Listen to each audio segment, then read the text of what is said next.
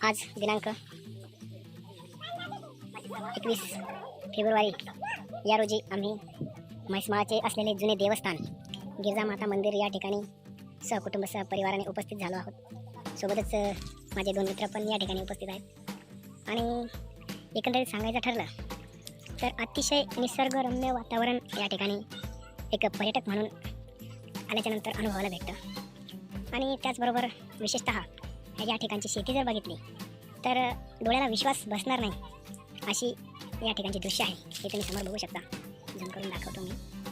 ही ज्वारी एकदम जसा पत्राला ढाळ असतो, पत्राला सुद्धा ढाळ नसतो इतका ढाळ या जमिनीला आहे। तर त्या जमिनीवरती आलेलं हे पीक आहे, आपण बघू शकता। एकदम खडकाळ डोंगराळ भाग या ठिकाणी आहे, परंतु ही जी नटलेली हिरवीगार शेती या ठिकाणी बघायला भेटते, अविस्मरणीय या ठिकाणचा हा क्षण आहे। म्हणजे डोळ्याला विश्वास नाही बसणार असं। इथं आपण बघू शकता हे पाणी, इतक्याच पाण्यावरती हा इतका छान बहरलेला ऊस आहे। दत्त मंदिर पण या ठिकाणी आहे, मी तुम्हाला तेही दाखवू शकतो। हे बघा, छान अशी मूर्ती या ठिकाणी आहे। एकदम निसर्गरम्य वातावरण असं या ठिकाणी आहे। आणि फेब्रुवारीचा महिना म्हणजेच उन्हाळ्याची एक चाहूल या ठिकाणी लागलेली असताना एकदम सुपर असं वातावरण या ठिकाणी आहे। आपण बघू शकता हा एक कुंड आहे। आपल्याकडे 20-20, 10-10 परस विहिरीला सुद्धा आता पाणी नाही, परंतु या ठिकाणी अतिशय सुंदर अशा प्रकारचं निसर्गरम्य वातावरण। मी तुम्हाला मंदिर दाखवतो। या ठिकाणी बघू शकता आपण एकदम हा कुंड, विश्वास बसणार नाही। मोठमोठाले बागेतदार या ठिकाणी स्तब्ध होऊन जातील हे वातावरण बघून। असं परिसर या ठिकाणी आहे, बघू शकता आपण। धन्यवाद। फोटो काय ना आपल्या इकडे आपण बघू शकतात किती फोटो असेल, 7 फूट, 7 फुटावरच पाणी आहे। वडलं पाणी म्हटलं पाहिजे वडलं।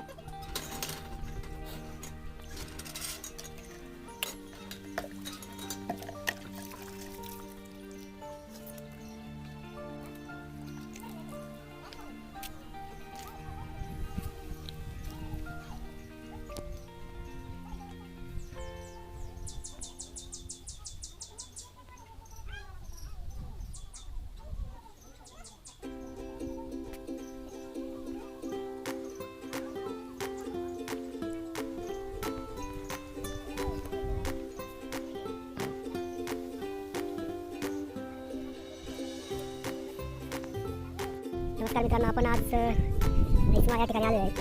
तर या शेतकऱ्यांनी डोंगरावर पीक घेतलेलं आहे कापसाचं, त्याचबरोबर ज्वारीचं पण पीक घेतलेलं आहे।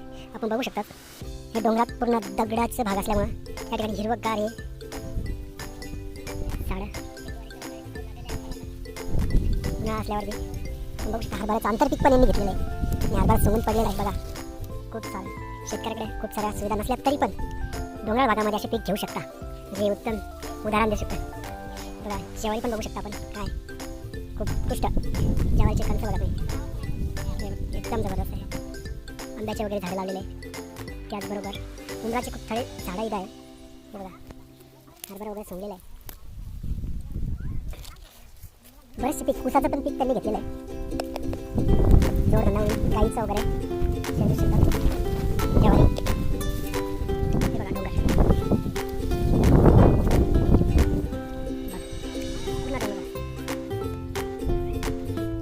हे ऊसाचं पीक दिसत आहे।